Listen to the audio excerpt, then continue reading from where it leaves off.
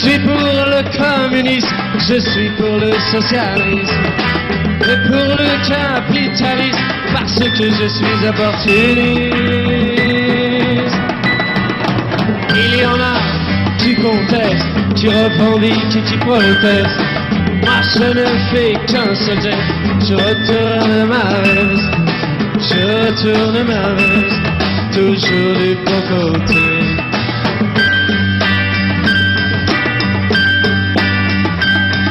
Je n'ai pas peur des profiteurs, ni même des agitateurs.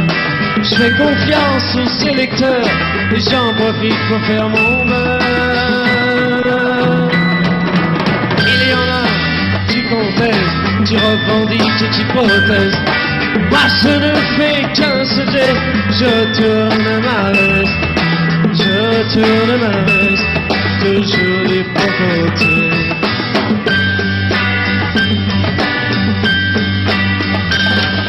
Je suis de tous les partis, je suis de tous les partis, je suis de toutes les coteries, je suis le roi des convertis.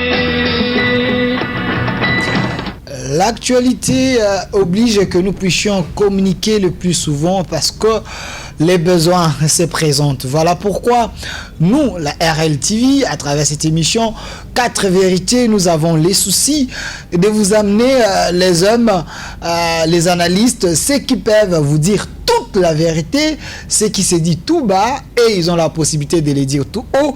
Sur ce plateau aujourd'hui, nous avons invité celui que vous nous avez demandé d'inviter parce que ce n'est pas la première émission ici.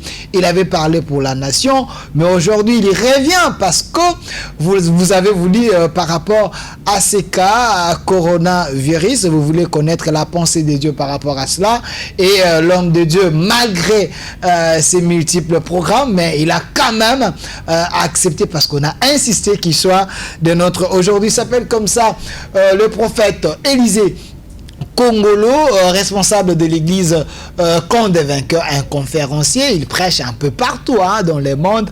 Et, il est très difficile à le voir, mais quand même, il nous a accordé cette opportunité. Prophète Élisée Kongolo, soyez le bienvenu. Merci, Papa Delphin.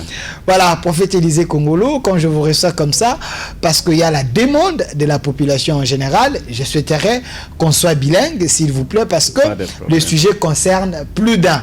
Alors, prophète Élisée Kongolo, la fois passée, Toyambaki Awa, Olobelaki, marche prophétique, Yamboka, parcours prophétique, vous avez révélé tellement de choses. Pour les autres, c'était une folie.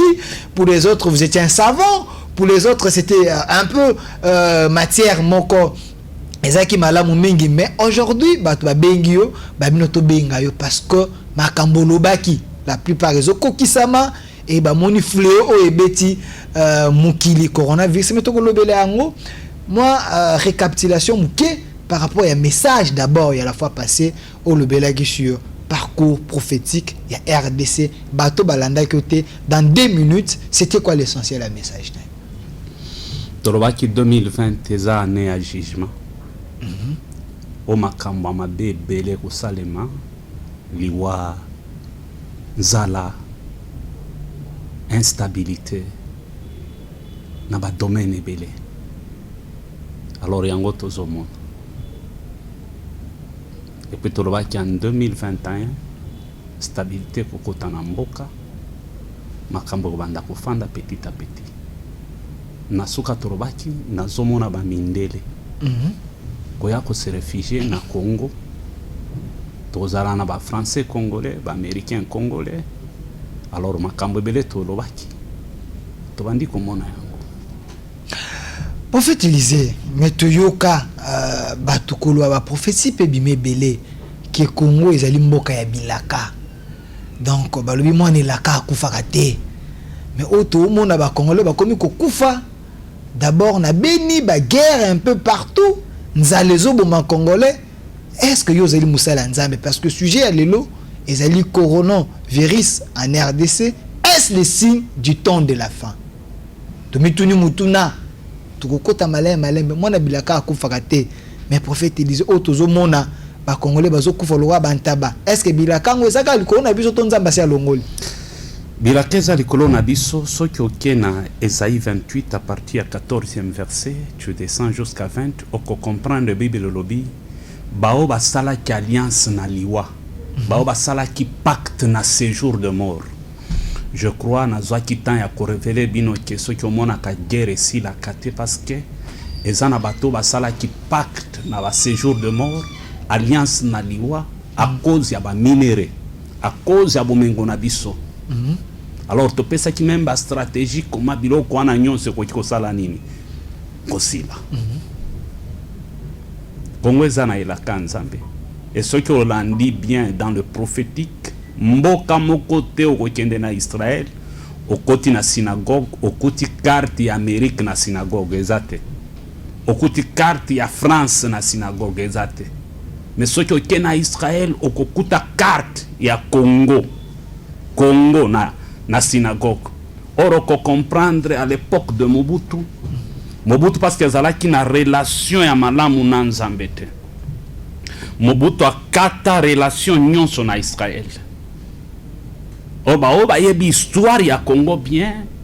Ezana ba prophète israélien oba yaka na Bible nord komona Mobutu ya korobake. Nzambe ayebi sibisoke cartouche asuke za mboka oyo. Mboka onde komema évangile partout dans le monde. Yango toyeko pesa yo Bible officiellement pour que on reconnaître que musala ya suka ya tante la fin ezo dépendre na peuple na yo. Mobutu aboya. Na histoire toyoka ba prophète israélien wana ba popola ma kolona bango ba kenda. Depuis Mobutu a kata relation wana. Tilelo ça fait plus de 40 ans. Alors, tango président yé, parce que c'est un homme prophétique, on peut comprendre la plupart de mboka ou soutenir Israël. Zamba yo ke la kabango mao. Amérique peut sa kadim na Israël. Russie peut sa kadim na Israël. On peut comprendre que Poutine a commis même na niveau ya kolobana ba loi ya sika o bazo voter alingia koti sa place ya Nzambe na constitution na bango. Président Félix tant parce qu'il y a un homme prophétique à comprendre que tous les qui sont en harmonie à malamu tes relations à la quitter à que kozongi sa relation na Israël tout le monde qui même ba kilte misusu ba juif ba yakiawa parce que c'est un peuple mis à part ko sambela na ko confirmer relation wana c'était prophétique fidèles téléspectateurs. Nous avons besoin de vous parce que cette émission est intitulée 4 vérités. Mais aujourd'hui, vous n'allez pas appeler en direct, mais seulement poser vos questions par SMS. Et l'homme de Dieu est en train d'aller avec nous, mollo, nous expliquer. Et les questions qui vous semblent difficiles, posez-les. L'homme de Dieu va vous révéler parce que vous l'avez voulu. Il est là pour nous. Prophète Élisée Kongolo. Félix, président actuel, selon les autres, n'est pas le choix de Dieu. Selon certaines personnes, fruit à fraude. Et selon vous, parce que nous parlons, vous êtes un homme de Dieu, selon vous, est-ce que Félix représente ou soit il est le choix de Dieu pour ces peuples congolais? Parce que si nous recevons fléau, c'est parce que ils ont pouvoir à fraude, ils ont kanda nzambe. Ils ont kanda nzambe meza pouvoir à fraude. Je crois à la lumière de la parole. J'ai commencé à révéler beaucoup de choses sur la vie du président Félix. Batumisuwa bandao kanisa ke nazalaka muto IDPS, nazalaka muto nazoluka poste, naza muto nazoluka veste, naza muto nazoluka mutuka. Mais lelo yango. Tout ce que j'avais prédit tozomona yango. À la lumière de la parole, dernière émission, tokota ki na Bible. Nazola ki sabino makambo nyonso. Naboya ki kokota na profondeur surtout na debout congolais na biso. Même na Zaïrois dans la paix. Nous bâtirons un pays plus beau qu'avant. Autour d'un fleuve majesté. Naboya ki kokota na profondeur wana. Alors so tozolo ba kezaka kanda ya nzambe oyo nzamba kitisi yango na Congo ba américain ba kolobani. Ba français ba kolobani. Ba chinois ba kolobani. Alors eza ba faux débat. je préfère tozonga na makambo bengela kingai enfin que topé sa orientation toloba mokonzi aloba ki lobby après conseil des ministres afanda ki lobby mboke yoki. OK. Maintenant ngape nazalaki na conseil des ministres ya lola en tant que porte-parole naye pour que ngape na loba pour que Congo soit direction, Congo comprendre l'orientation ezani. Merci prophète Élisée, c'était juste tozongi mom kesima. On doit comprendre mutuya ya message yaki na la fois passée et pourquoi les gens voulaient que oya lelo okoka na kosolola na bango kopesa ba directive ndengo lobby yo pokota ki na conseil des ministres. Espérons que yo aussi biano ya malam oyo kosunga peuple congolais. Alors, parlons-en. Coronavirus, est-ce que ezali signe ya temps de la fin? Nzamba yoki kanda contre mukili to ezali kaka ba virus oyo koki koya. En général d'abord. En général, les signes ya temps de la fin te nzambe soki alingia mema mukili na suka nzamba bandaka nanu ko avertir bato. Eza avertissement. Avertissement pona nini? Ezalaki bitumba ya batu mibale. COVID-19 eza source ya bitumba batu mibale. O bazalaki na guerre ya leadership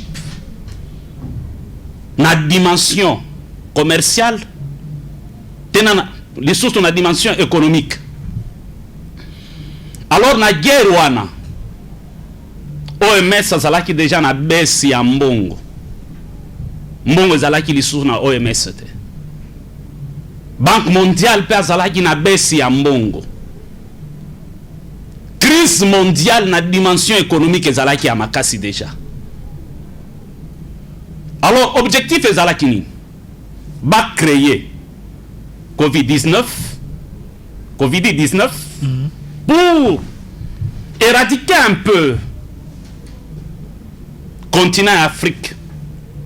Pona nini? Bakoma ki na kanda. Mais babosa na ki détail moko. Biloko etongi Europe. Bozu etongi États-Unis. Source nango eza en Afrique. Bible lobi on ne se moque pas de Dieu, c'est qu'un homme aura semé, il le moissonnera. Bazu bozu Afrique, batongi nango bambo kana bango. Fléau eye na ba migrants. Alors babandi ko boma ba migrants tozo mona aux yeux de tout le monde. Babandi ko boma ba migrants. Bozu biloko na biso, bozu na biso, mais bolingi biso te. Alors parce que Dieu est juste. Na kop basalaki. C'était juste babangisa. Chine après ba ko récupérer situation. Donc une nation, une grande nation qui voulait effrayer une autre grande nation. Oui, exactement. Troisième guerre mondiale, mais il y a Massassi Boété. Vous parlez des États-Unis et la Chine? Oui, oui. Ok. Exactement, Massassi Boété. Nako créé wana. Ba essayer comme ça bako basala sûr que tous en maîtrise ya makam. Pas COVID-19 fait échapper bango. Et comment il est échappé bango? Pour la OMS, ça peut ça qui a un combo COVID-19 parce que bimi na 2019. Mais il y a qui na 19 fois na déplace nzamba kokote là. COVID qui veut dire tout simplement nous allons contrôler. Ba banque nyonso na ba compte bancaire ya batu nyonso na monde. Covid qui veut dire tout simplement nous allons vider. Ba noir nyonso. Mais babo sana ki 19. Na katia 19 toke ko sala calcul 1 plus 9 nous donne 10. Or 10e plaie est kota na Égypte na première mois ya année. Or première mois ya année selon calendrier juif ezalaka mois de mars. Première mois année selon le calendrier juif ezalaka na mois de mars. Bible lobi le 10e jour de ce mois. Exode 12. Le 10e jour de ce mois, vous prendrez un agneau sans défaut et sans tache. Vous allez immoler l'agneau le 14e jour, entre les deux soirs. Et l'ange de la mort passera en Égypte. Il y a une très grande différence entre la mort, l'esprit de mort et l'ange de la mort. L'ange de la mort dépend de Dieu. Zambali libéraka ange de la mort, ce qui kanda na eleki. Alors, ange de la mort a kokota na chiffre 10, 10e plaie. Tango ange de la mort a koti, tala nation eti Chine. Chine a komaki na niveau ya kolia tout ce qui bouge. Batu chinois azolia, ba fétis chinois azolia, chinois matisa ki mabeli kolo. Amérique n'en parlons même pas. Tomana ki ba kilt ya ba sataniste ko tambola nansela ko élever ba fo ba sataniste. Tomana ki ba maçonnique bazalaka ba luciférien. Mais un sataniste ça luciférien te. Tomana ki ba maçonnique kokota parce que le monde est contrôlé par des maçonniques. Il y a deux lettres on va utiliser. M 3.3 points et B 3.3 points. Le jour viendra où tu ça va secret. Songabiso prophète. Alors chaque état, et ça la kanabo va benga kaba parlementaire et les élus, na dimension ba maçonnique, on va occuper kaba poste très élevé pour prendre des décisions et infiltrer Babiloko. Ils étaient sûrs. Tout le monde a qui ceux qui ont eu France. France comme un pays civilisé. Civilisation en France, c'est ça. Ata omoni jeune à Bali Coco, ce n'est pas un problème. Moi, si a commis Mobali, ce n'est pas un problème. Mobali a commis moi, si ce n'est pas un problème. Pédophilie, ça dit soumouté. Tout le monde qui va makambo nyonso wana. Tout le monde qui peut. Tout le monde qui peut. Rome, qu'on soit en pleurs et à makasi. Avec des propos. Tous la Bible comme il faut tout changer. Tout officialiser boy. Alors tout ça, c'était pour détourner le peuple de Dieu. Baswa direction moussous. Maintenant na kanda nzambe Dieu libère. Kaka na makambo bango ba créaki. Psomazolo ba Dieu se cache dans les ténèbres. Dieu libère l'ange de la mort. Abandi kotambola. Kaka na ba pays oyo to banda komona keza stable. Bazana ba arme lourd. Bazana boy. Ange de la mort abandi koleka. Stango ange de la mort abandi koleka. Ba eko se rendre compte que problème oyo ezali susu. Ya ba luciférien te, ya ba maçonnique te, problème oyo ezali sous la dimension ba sataniste te, problème oyo. Regarde comment mokili nyon se commis dans le chaos. Biloko nyon se fandi. Alors Trump qui était malin, il s'est ressaisi à l'objet. Ah, na ba parcours nyonso, ba problème nyonso Amérique connaîtra. Solution ya suka Amérique ezalaki nini? Kozongela nzambe. Dimanche passé a décrété déjà l'objet tozo kende kozongela nzambe. Donc ba organiser culte, ba zongela nzambe, ba lukelo nzambe. Or horloge prophétique ya ba nation nyonso c'est Israël. Israël pas que côté le manamure à lamentation pour na kolela na nzambe ke fléau oyo eleka. Mais dans les prophétiques Congo c'est Goshen. Oh, les 10 plaies bien les 12 plaies et koti kosimba bamboka ebele. Mais na Goshen et kotakate. Alors Dieu a décidé. Il y a côté les misabi sont topé sa orientation. Tout le monde pour que tu vas comprendre que le monde a molili et provocaki et créaki. Nzamba ko se servir nango pour na sa monde entier qu'il n'y a qu'un seul nom qui est le remède. Il y a coronavirus. Ce nom là c'est Jésus. J'appelle Jésus la dose unique de maladies incurables et chroniques, des maladies compliquées. Jésus n'est pas un guérisseur. Mais la Bible déclare, c'est par ces maîtrises que nous sommes guéris. Mais Jésus n'a coupé sa vie sur solution. Je ne parle pas de Jésus de film.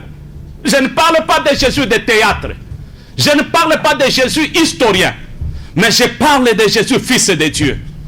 Oyaza likolo ya coronavirus. Oyaza solution pour n'amboke. Nabiso. Alors pour que corona ait s'arrêté, et si Jésus forme ya ange de la mort, et l'okomoko ange de la mort à Bangaka, ezaka makila. Or makila ya nyo ekoti kotangate, ce qui te fêtait pas que te. Or le mois prochain, eza fête ya Pâques. Tout est prophétique. Eza fête ya Pâques. Or Pâques symbolise la délivrance ya Israël. Pâques symbolise quoi arrêter ange de la mort na Égypte. Pâques symbolise pas na biso liwana kosekwa ya Yesu. Alors mois prochain eza Pâques. Je t'annonce une bonne nouvelle. Coronavirus c'est kokatisa. Avril T. Les dieux que nous prions, les dieux des cieux, Jésus-Christ de Nazareth, a quoi arrêter ma communion soana parce que tu as fêté. Voilà. Prophète Élisée Kongolo, vous avez ouvert tellement de choses et des fois ça dépasse entendement. Vous avez dit que le chef de l'État est dans le conseil des ministres. Vous également, vous étiez aussi dans le conseil des ministres. Et Lola, étant que l'homme de Dieu, vous venez avec l'ainsi dit. Alors, entendre Nyonsoyo lobby, les gens du monde va comploter. Il y a un complot contre certaines nations pour la guerre na bango. Mais on va confondre bango. Mais aujourd'hui, quand même, il y a un grand nombre de gens au bazokufa. Bazokufa. Baza coupable en quoi? Parce que ce sont les innocents au bazokufa. On comprend d'abord, Nzamba lingaki ala kisamutuke. Ne compte jamais sur ta richesse. Ne compte jamais sur ton argent. Tu dois compter sur Dieu. Talaba tebele amboka na biso. Que ce soit bakonzi, ezala bariche. Tomesana ebolezalaki awa. Bana na bango bazalaki na poto. Bakonte na bango na Suisse. Bakonte na bango na ba Dubai. Si quand tozomona même na ba image, même des stars au bazana mbongo, ange de la mort azo côté la bango, incapable à se faire soigner na mbongo, parce que ça épidémie et si est comme une pandémie, il faut faire la différence. Okay. Épidémie ça est concerné par exemple les pays moko. Et pandémie c'est mondial. C'est mondial. Pe loko zoka mi sabi so zanine. Pandémie angweza na remède te. Qui s'y pèse à te? Mais bokanga date à l'élo. Bokoyoka. Nicole Zoya. Américain moko à côté les mains. Yenda sa bras droit ya babiloko yo. Comme on a yebani na be. Bill Gates à côté les mains koloba ke tobimisi virus. Et tobimisi antivirus. Mais je vous informe. Corona na mboga na biso. Bakisi o esonyaka malaria. Fièvre. Nde bakisi ko soigner ngwa. Particulièrement pour le Congo, pas pour le monde. Pour le Congo d'abord. Pe antivirus ya corona oyo. Kaka docteur na biso ya sili sa kebola. Muyembe. Dieu va les inspirer. Tu sais pourquoi l'Américain Baluka est mingi? Cet homme c'est un savant. Aza patrimoine pour Nabiso. Il est tellement intelligent. Kanga data lelo. Baskandalo e banda ko salema na bamboka misusu. Na Congo tokomona yango ya gravité. Surtout pour na batu. O bakotikala. Bakangami na nzambi. Regardez un peu le prophétique dans ce pays. Nayokaki batu misu bazo critiquer président Kangi ba église, président Kangi église te. Président Kangi ba bâtiment. Ba pasteur commerçant o ba kanga bandimi en otage. mondimi ayebi nzambe te ayebi ka kombo a pasteur bandimi wana bako souffrir. Mais président kangi ba bâtiment à côté ici biso na dimension ya corps du Christ. Oh Jacob azoloba, rassemblez-vous et je vous annoncerai ce qui arrivera dans la suite des temps. Jacob a dit d'abord rassemblez-vous. Aïe comme la dimension église corps du Christ, assemblez-vous et c'est église locale. Tant que matin la dimension corps du Christ, alors rassemblez-vous. Écoutez votre père Jacob. Au lieu que Jacob parle, mais c'est Israël qui a parlé. L'alliance n'est pas dans la vie de Jacob, mais l'alliance est dans la vie d'Israël. Abimi si biso na dimension église locale, alors binazo senga na église et teleme sambel. Là to continue na dimension église corps du Christ. Si mon peuple est sûr qui est invoqué mon nom sumini, cherche ma face et il se détourne de mauvaises voies, moi Dieu je guérirai même son pays. Continent Afrique koto banda kolobaki eza traditionnel, moins civilisé. Mais yangwe gardaki ba norme na ba principe ya nzambe. Ba mindele wana. Fier nyonso kosila. Bakoya koluka nzambe awa. Voilà. Mais avant baya koluka nzambe awa. Vous saurez que au Congo, c'est un pays béni. Un pays qui a une histoire avec Dieu. Awa nazolobela Jésus, obino boyebi te que Jésus mundele. Jésus n'a jamais été mundele. Parce que la parole de Dieu n'a pas de couleur. La parole de Dieu n'a pas de couleur. La vie n'a pas de couleur. L'avenir n'a pas de couleur. Jésus n'a jamais été mundele. Or, à la lumière de la parole, na ba souche à Jésus. Jésus c'est un Africain. Yango ko comprendre ce que tozoni na Bible. Ba mindele ba boya Yesu. Celui qui avait aidé Jésus de porter la croix, c'est un Africain, Simon de Cyrène. Autaka bilanga. Amoni africain de konaye. Yango ko comprendre dango Jésus a botami. Il a fait 3 mois en Égypte. L'Égypte symbolise l'Afrique. Pourquoi 3 mois en Égypte? Pourquoi Jésus a quitté en Égypte? A quitté en Éthiopie? Pourquoi en Égypte? Il fallait Jésus qui ne repère ça ba ancêtre na bangu yembote. Abraham a quitté la wapi na Égypte, en Afrique. Isaac a quitté la wapi en Afrique. Nous devons comprendre ce que mon akamundela combattraka Afrique mingi parce qu'il y a des forces en Afrique. Voilà. Prophète Élisée Congolo, il y a tellement de messages qui entrent déjà.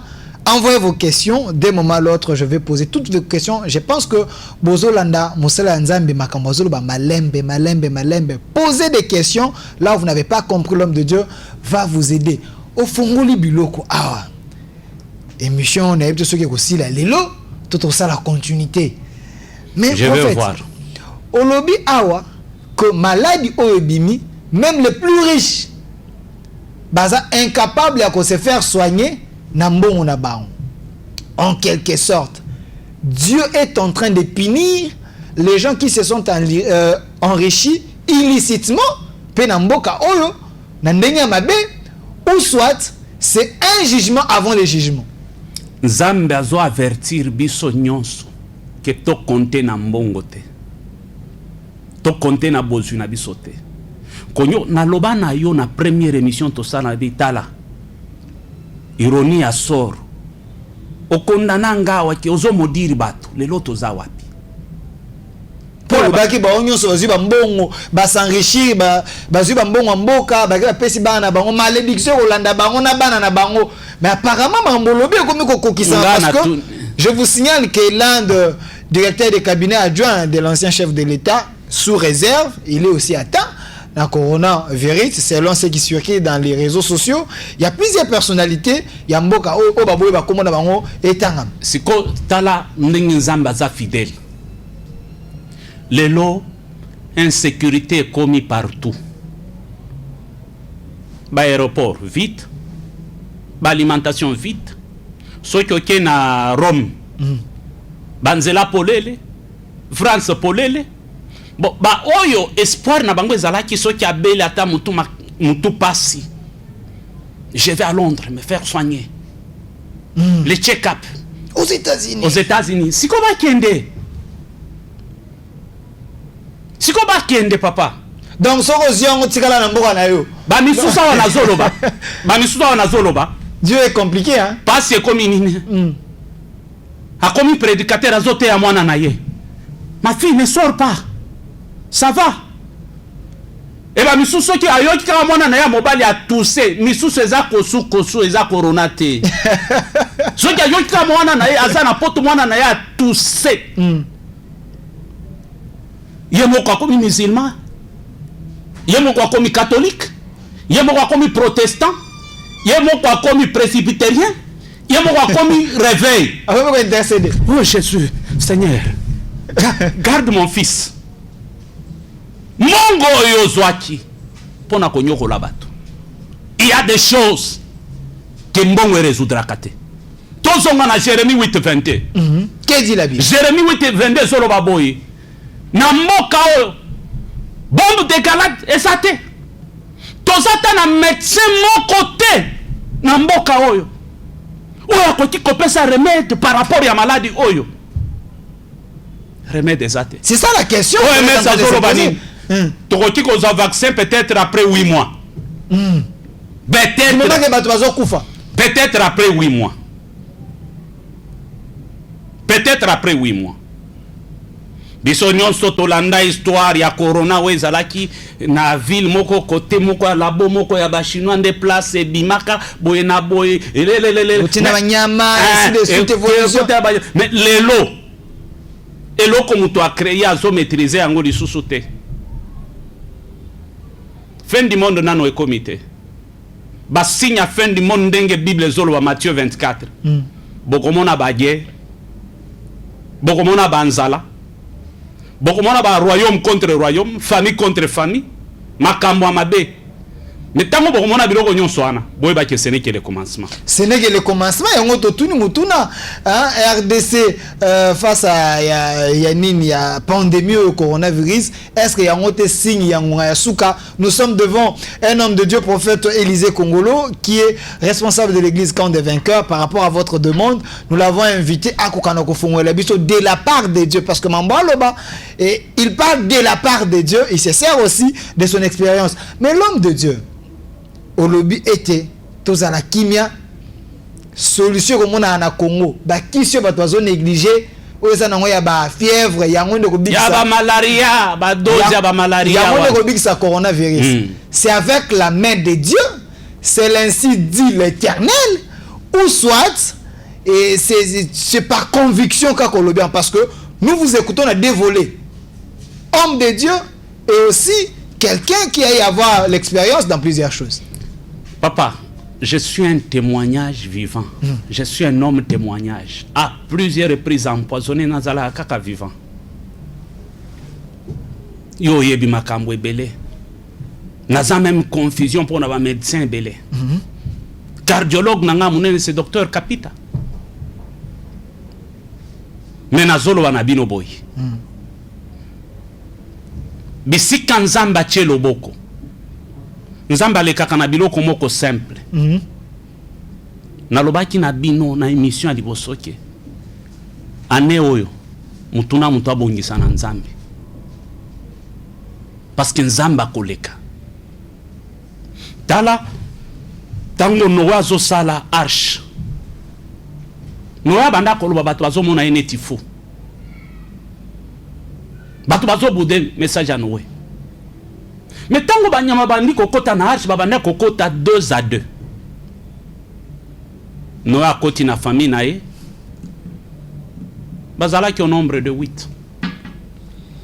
Bande ke likolo. Noé na 2e position. Banyama na 3e position. Ba kolom symbole à Saint-Esprit likolo a mutu. Mutu likolo ya banyama pona ko dominer. Mais tango mbule bandi Noa kangi arche batu babandi kolela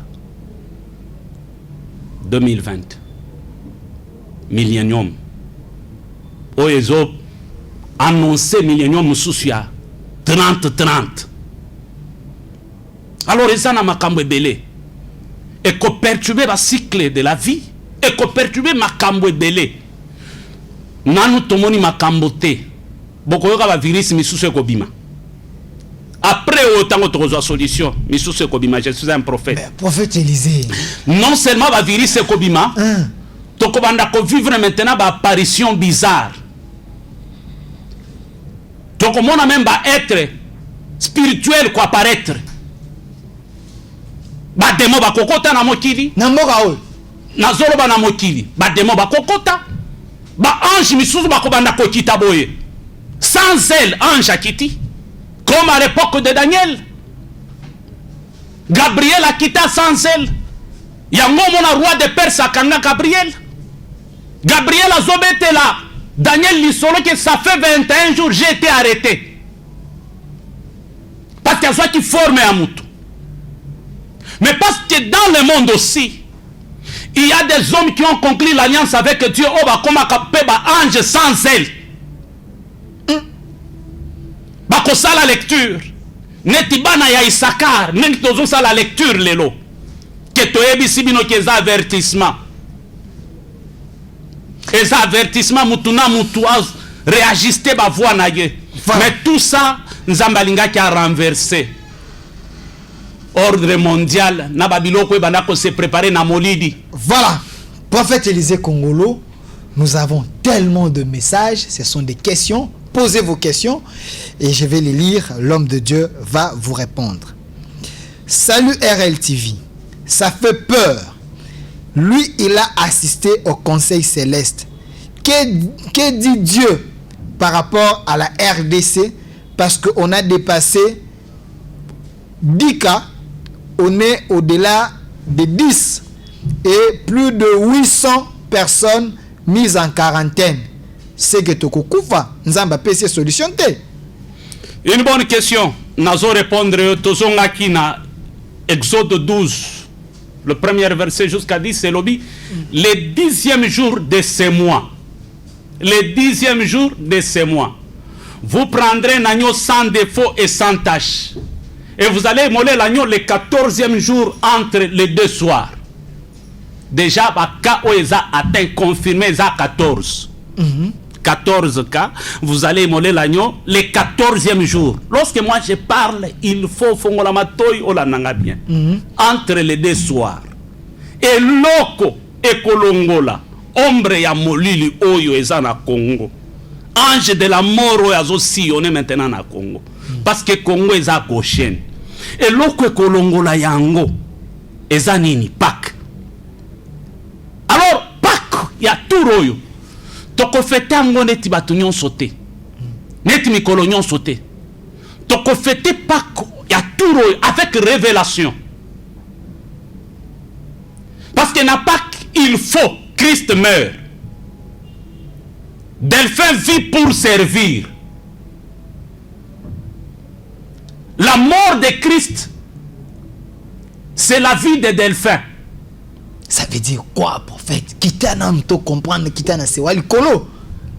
Na yerisaki bino que Jésus, il est la dose unique des maladies compliquées, incurables et chroniques.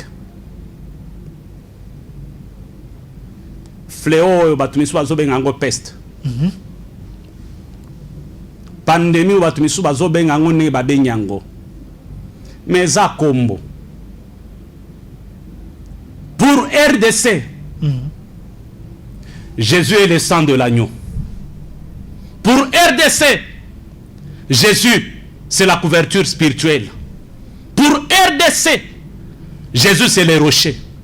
Pour RDC, Jésus, c'est la solution. Pour RDC, Jésus, c'est un refuge. Pour RDC, Jésus, c'est un remède. Pour RDC, Jésus, c'est une solution. Pour RDC, Jésus, c'est un comprimé. O muto komela. O moni ba comprimé o ya malaria a dose unique ya 3. Muto ameli yango Jésus a koti na kati. Voilà, il y a tellement de questions. Salut frère Delphin, merci pour la qualité de ton invité. S'il vous plaît, le président a demandé aux églises de prier. Mais quelle église? Lui, il est chrétien. Alors, les chrétiens peuvent prier avec le musulman, les bouddhistes et les autres. Une bonne question. Lorsque le président Sengibiso Tosambela, Tozomona na ba image, ba musulman ko Sambela. Ce qui fait la force, il y a ba musulman, Israël et Zanin. Israël a bâti sa vie sur le Coran. Le Coran, c'est la loi mosaïque. Coran, la loi mosaïque. Mais les musulmans ont bâti aussi leur vie sur le Torah. Le Torah. Le Coran plutôt. Coran tire son origine dans la loi mosaïque. Kobomate, Koibate, Kozamwasi Amutute. Et l'autre bâtira Israël Yangoana. Comme moninga na yoba faux témoignage te. Et l'autre pas mon Israël Yangoana.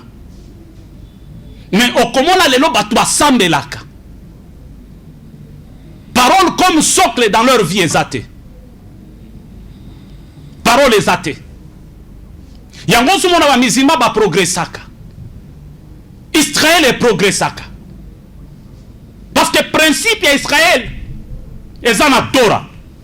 Mais le principe est musulman est dans le Coran. N'appelez pas, envoyez plutôt vos questions, s'il vous plaît. Ils ont tiré l'origine nango, nanini, na loi mosaïque. Na loi mosaïque. Yango ko komona musulman ko tiko zala riche. Na préféré ko lia na pauvre. O zakaya ba chrétien te. Chrétien ko luka etadam na makambo nyonso. Alors ce qui président Sengibiso Tosambela a sali appel dans l'église corps du Christ. Les élus. Au bazana salut. Au bayamba Yesu comme Seigneur et Sauveur. Tozonga na époque à Babylone. Roi boy batwa Sambela. Mais Bible lobi Daniel abanda ko fukama atali na direction ya Jérusalem. Prière à Daniel ezalaki exaucée. Moment oyo batu bakoyeba ke kombo eleki ba kombo nyonso eza likolo ya makambo nyonso eza kombo ya Yesu, monde entier ekofukama. Voilà. Tokoluka Yesu, monde entier tokoluka Yesu. Merci. N'appelez pas, mais je suis en train de donner des signes. Toko vivre bambula ya répétition na mars oyo. Bambula wane kozala parmi ba signe oyo ko bana ko ratike corona na mboka na biso. Bambula ya répétition tokomona yango. Voilà, vous avez noté les signes. Il y a tellement de questions. N'appelez pas, mais plutôt envoyez vos questions par SMS. N'appelez pas, envoyez vos questions par SMS. Je vais vraiment poser toutes vos questions. Prophète, merci pour ton intervention. Mais le chef de l'État a interdit les écoles, des bistrots, les salles de fête, les deuils et autres. Et nous, alors, les commerçants, nous allons faire quoi? Merci. Ce que vous avez moi subir mobali. Na kopesa ba commerçant nyonso conseil. Ce qui bato mbongo lelo mbongo comme sans valeur. Yo lingiki o profiter na moment oyo. Ekolo to banda ko somango 100 francs. Yo comme sango 5000. Corona kokota na ndako na yo. Ah non, prophète, vous commencez à intimider les commerçants. Nous avons intimidé les commerçants. Ceux qui battent ya mbongo, ba image les autres sillonner auto somona bastar ya minene. Bastar ya ba Hollywood. Asole la mi kangeli na mwana na yeke naza positif. Tout le monde ba joueur bazolela. Tout le monde ba konzi bazolola lela. Tout le monde ba prêtre kokufa. Cet prêtre déjà na Italie bakufi. O bazala ki proche ya bakufi. Corona so ki ekuti péché na kati na yo. Opesi ange de la mort accessibilité à koleka na vie na yo. Donc de quoi zola na biso comme mais corona so ki ekuti makila ne longi na yo. Paul azoloba mutu asala nga lisusu mabe te parce que na longi na nga je porte la marque de Jésus. Oya sana marque à Jésus. l'ange de la mort tango abimi na ndako bandako ya ba égyptien alinga kota na ndako ya israélien moko azo ya mbango atala likolo alentoboy makila a freiner rou abaluki nazoyebisa bino ombre ya molili oyo nzamba koninga ngone ti couverture na Congo ezalaka eloko ya makasi le dieu oyo asilisa ebola na Congo c'est le même dieu akosilisa corona. Donc, directive divine pour tous ces commerçants, malgré fléau, donc Batikala intègre. Oh, Akobima Libanda, l'ange de la mort. Tu sais pourquoi na mboka na biso dans un candidat na coronavirus. Baboutique ko la kati, baboutique ko maka minenete. Nzamba linga kati muto azwa kombo na ya 20. Okoyoka muto akomi na boutique Dieu m'a donné. Dieu tout puissant. Mais okie kosomba sucre na boutique na ye. La biloko atia na veille. Dieu n'est pas magie mais il est principe. Dieu n'est pas forcé mais il est fondé. Le prophétique est prophétique pour ces pays. 14 cas. C'est au 14e jour qu'il faut sacrifier à nous. Alors nazolo wana batu. Mutuna mutu a respecté ba instruction ba pesi ko sokola maboko. Kosambela kotambola mingite. Voilà. Et puis nazolo banabino tokokoma na mi-avril te corona kokoma histoire. Merci. Il y a tellement de messages.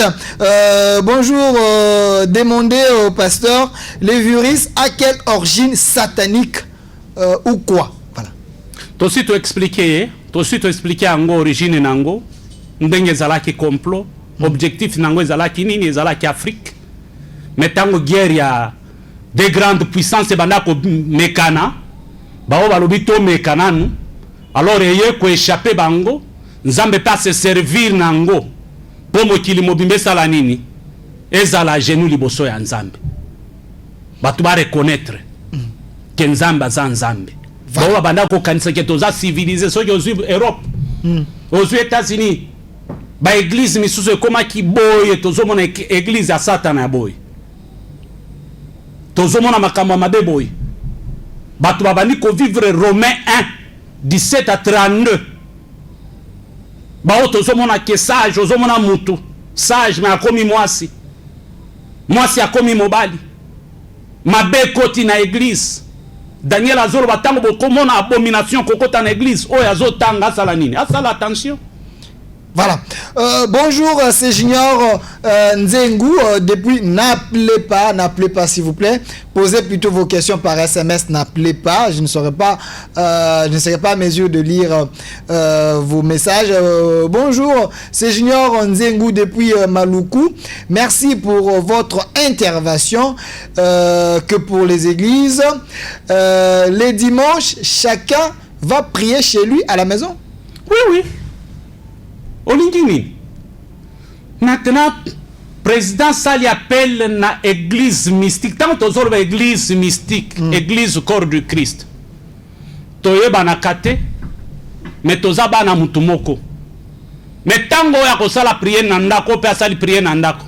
Nde obalobaka ba prière, oba beni parfum à bonne odeur.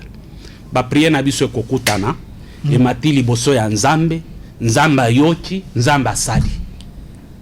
Nde moment otokoyeba. Voilà. Si ça dépendait de moi, pour que distraction à la makasité. Tu sais, batumazo sakana na ange de la mort. Ozomna mutumusu salati sous-vêtement, mutumusu salati bidon. Ange de la mort obozo benga corona. Azobo ma papa. J'étais. Voilà. Prophète Élisée, il y a tellement de questions. Bonjour, monsieur, s'il vous plaît, le pasteur a dit des choses très capitales. Alors, s'il faut éviter la maladie, il faut craindre Dieu.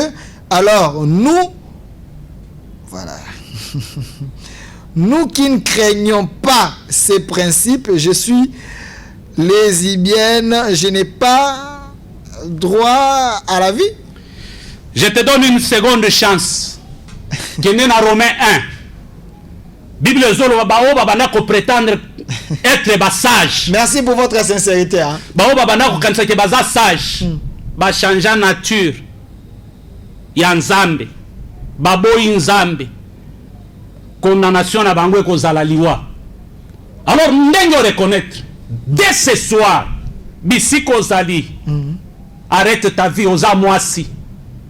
Pour ton information, tango lataka bilamba tu vas comprendre que semence ezalaka na nzoto na yo te, semence eza pona mobali.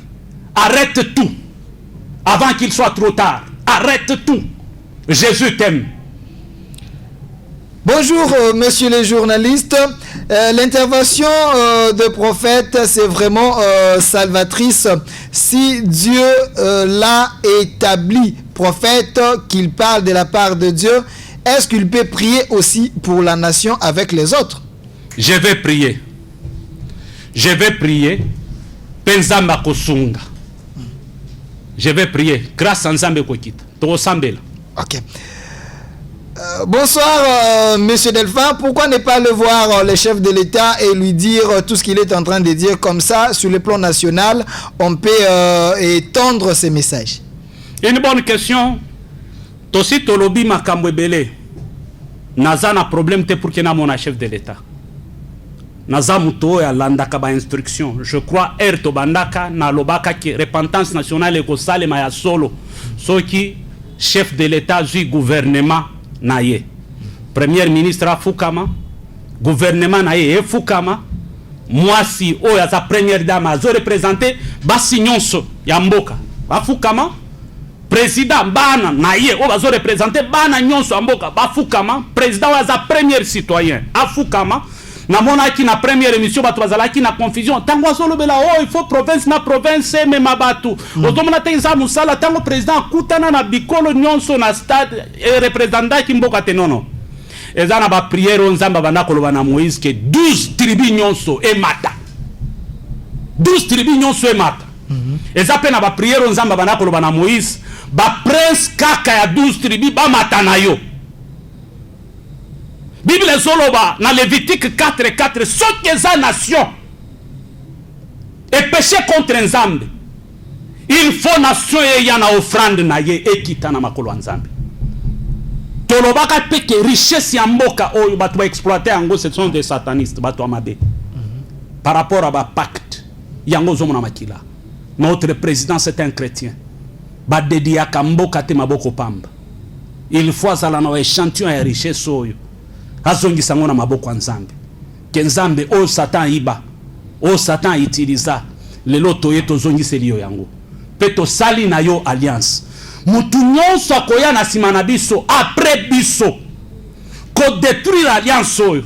Ou bien ye na kisoloka na ye na mutu ya Congo alinya sale la Satan akokufa. Voilà. Bana na yeba kokita. Prophète, répondez au message. Vraiment, il y a tellement de messages. Bonjour, na sepeli na pasteur na makambu azoloba. Kisi ya coronavirus nango ezaka prière. Merci l'homme de Dieu. Bonjour, n'appelez pas s'il vous plaît, n'appelez pas. Bonjour pasteur, est-ce qu'il y a moyen d'avoir une réserve de prière de votre part, moi et ma famille, pour que le corona ne nous atteigne pas à la fin de l'émission? Nakosa la prière, mais nazo senga na bino eloko moko. Paul alobi boye. Ce que je crains, c'est ce qui m'arrive. Batu kobanga d'abord corona, ndenge bazo bangango. Miso bakoko tsango na ndako na bango. Rappelez-vous na époque ya sida. Ezana batu miso baboya kosala test ya sida. Mususu ake kosala test ya sida ebimika ka négatif. Mais nenga moni kaka plus wana moins na se wana mutu abandi kokona na souci na souci eloko yozo banga nde kokomela yo oya banga kaliwa liwa ekomela kai. Bible lobi résister au diable et il fuira loin de vous. Zala une assurance que ozana Nzambe. Bible zoloba même si je marche dans la vallée de l'ombre et de la mort. Maintenant tozana vallée, ce n'est pas la mort, c'est l'ombre de la mort. C'est l'ombre de la mort.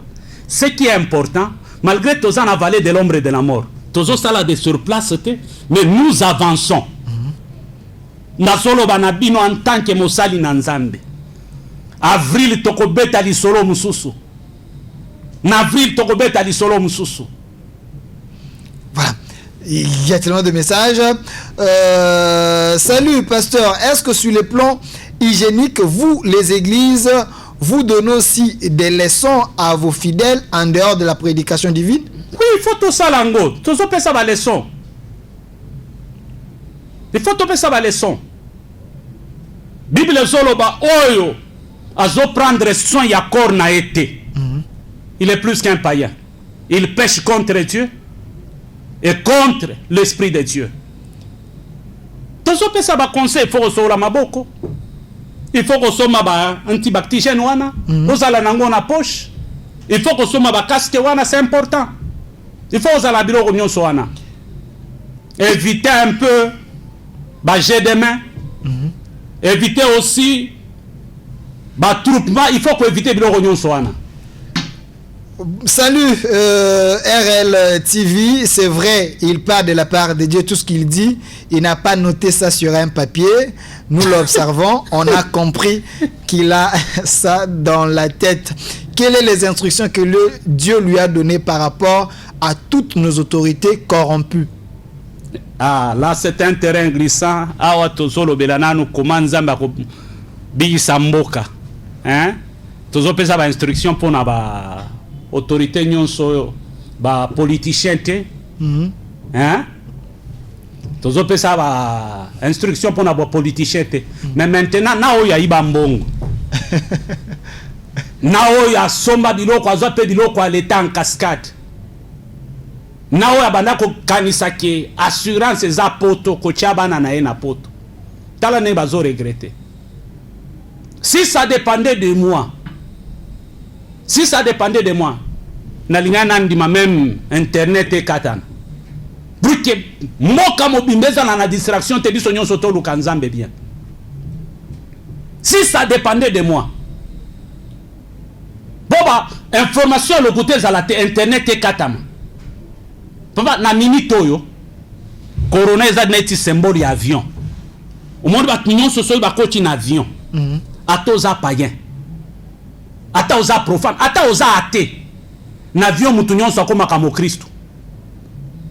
Pourquoi tango avion est allé atterriraka, batu nyonso babeta maboko? Siko awa, toza na zone de turbulence. Pilote Jésus alobi boye, mutu nyonso a bougé te, mutu nyonso akanga ceinture na ye bien, mutu nyonso atala ngai. Ata zone de turbulence oyo bapine kuto zobima te, moteur ya gauche si epeli moto, ya droite belingi epela moto, mais parce que Jésus ndaza na contrôle ya nyonso toko atterrir. Voilà. Merci.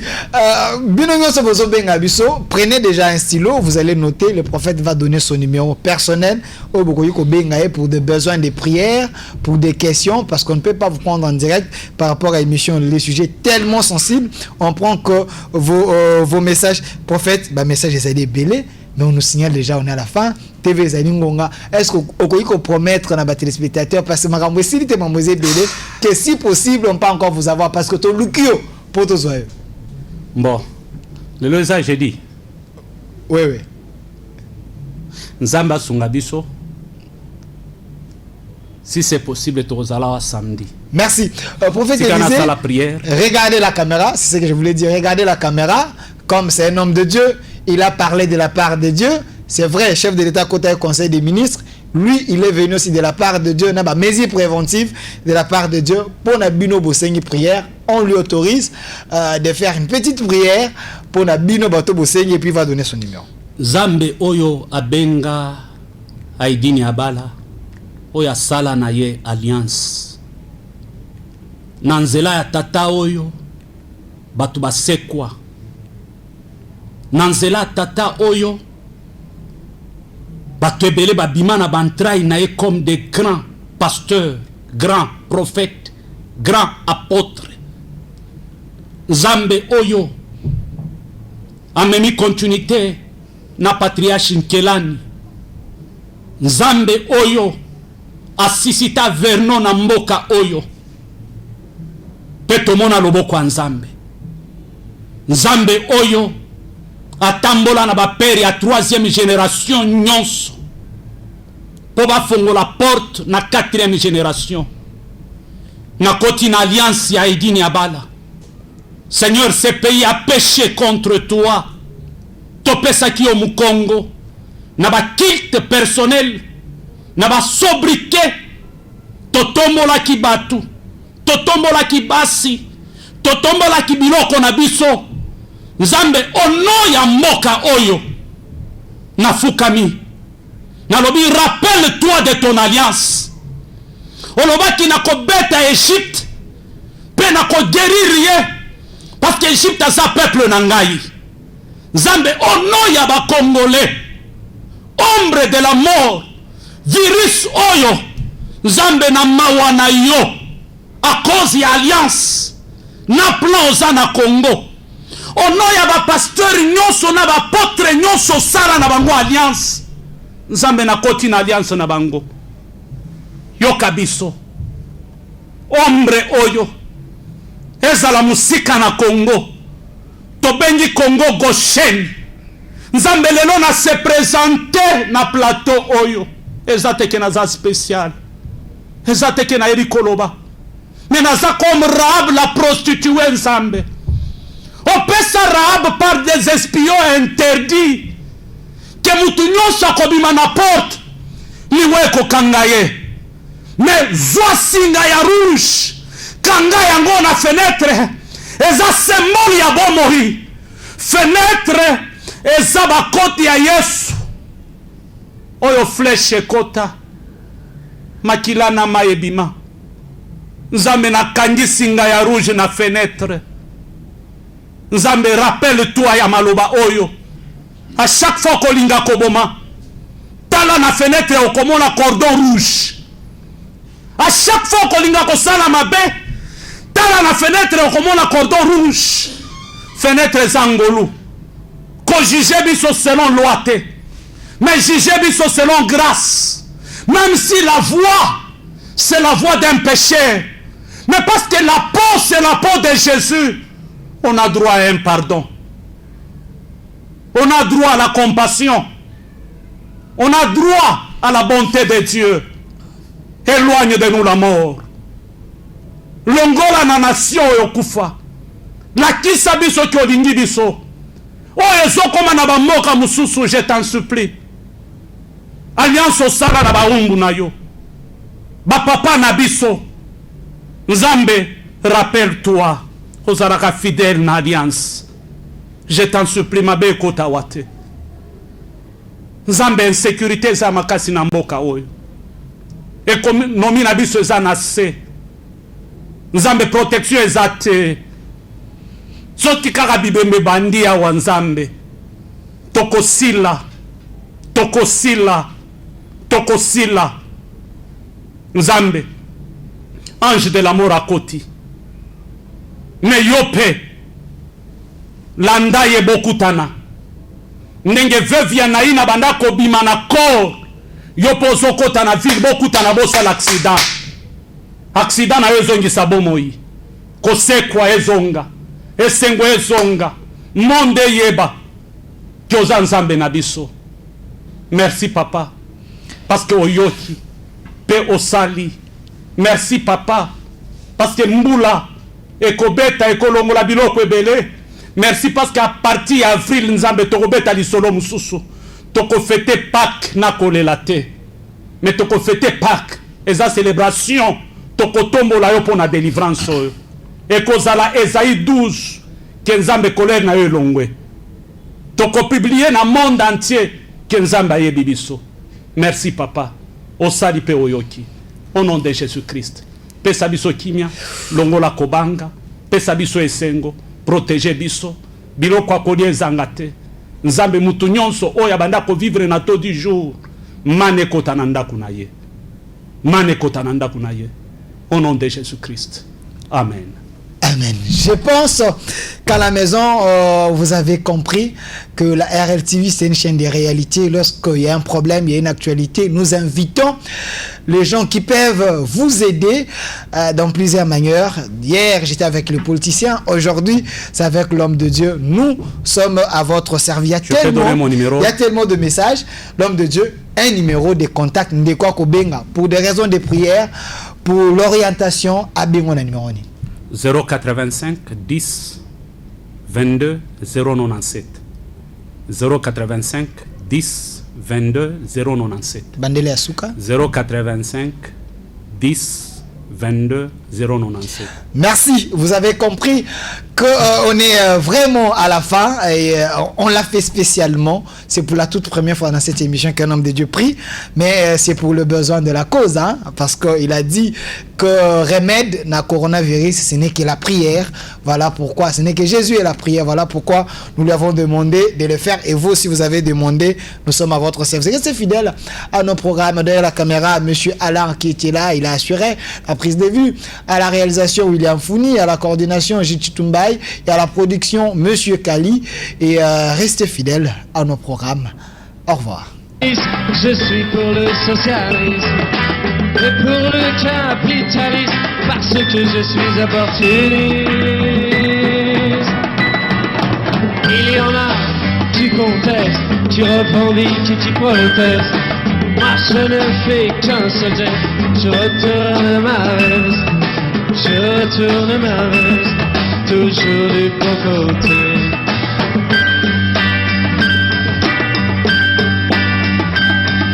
Je n'ai pas peur des profiteurs, ni même des agitateurs. Je fais confiance aux sélecteurs, et j'en profite pour faire mon beurre. Il y en a qui contestent, qui revendiquent et qui protestent. Moi je ne fais qu'un seul geste, je tourne ma veste, je tourne ma veste, toujours du bon côté.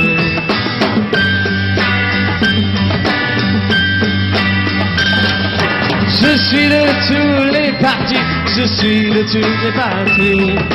Je suis de toutes les coteries, je suis le roi des convertis.